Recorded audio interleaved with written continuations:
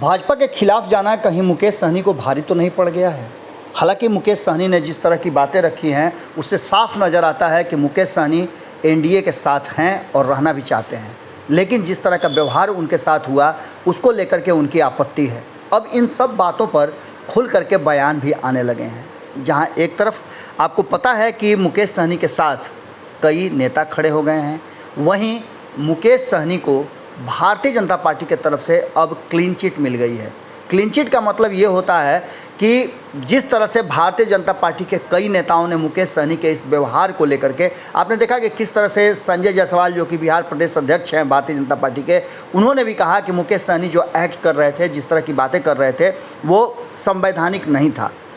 उत्तर प्रदेश में मूर्ति को लेकर के बहुत सारे नियम कानून हैं, उसका उनको पालन करना चाहिए था। इसी को लेकर के सरकार का इसमें कोई लेना देना नहीं है, ये प्रशासनिक बातें हैं और प्रशासन ने इस पर कार्रवाई की है। लेकिन इन सब के बाद अब बात आगे बढ़ गई है।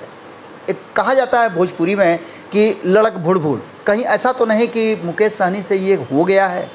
क्योंकि जिस तरह से मुकेश सहनी एक्ट कर रहे थे, हालांकि उनके साथ जो हुआ वो भी कहीं से सही नहीं था। एक मंत्री के साथ जिस तरह का व्यवहार हुआ, उसे शहर में प्रवेश तक नहीं करने दिया गया, यहाँ तक कि सड़क मार्ग से वो आना चाहते थे उसमें भी मंजूरी नहीं मिली और अंततः उन्हें बैक होना पड़ा। इस बात को लेकर के काफ़ी गुस्से में और नाराज़ भी थे मुकेश सहनी। अब उनको लेकर के जो बातें सामने आ रही हैं वो बड़ा ही महत्वपूर्ण हैं। एक तरफ जहाँ विधानमंडल की कार्रवाई चल रही है, आज भी कार्रवाई है और इस कार्रवाई को लेकर के कई विधेयक आने हैं और जिस तरह से कल बहिष्कार किया था मुकेश सहनी और उनकी पार्टी के विधायकों ने बैठक का, एनडीए की बैठक का, अब उनको एनडीए से बाहर जाने की भी बात कही जा रही है। कहा जा रहा है कि कोई फ़र्क नहीं पड़ता भारतीय जनता पार्टी को अगर मुकेश सहनी एनडीए से बाहर चले जाते हैं।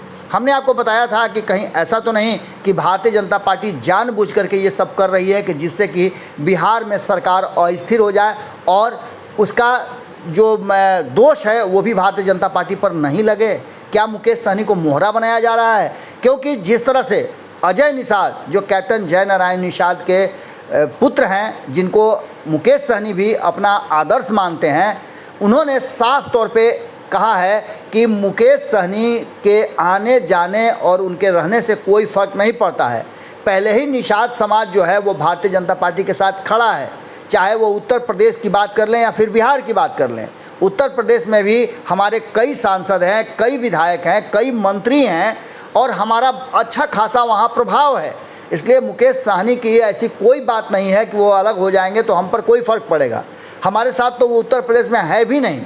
अब ऐसी स्थिति में मुकेश सहनी के जाने और रहने से हमारा कोई असर नहीं पड़ता है। हमारी सरकार चल रही है, चलती रहेगी।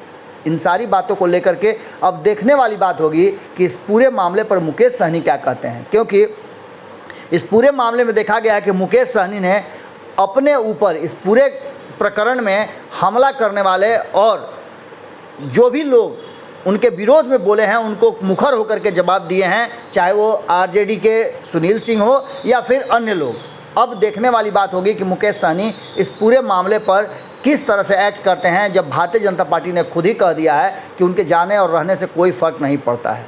देखना होगा कि क्या कुछ होता है बिहार की राजनीति में, क्या सरकार पर भी इसका असर पड़ते हैं। जुड़े रहिएगा भारत लाइव के साथ। धन्यवाद। अगर ये वीडियो पसंद आई और वह बिहार के राजनीति और बिहारियत से सरोकार रखेनी तो सब्सक्राइब बटन दबा के चैनल के सब्सक्राइब कर ली।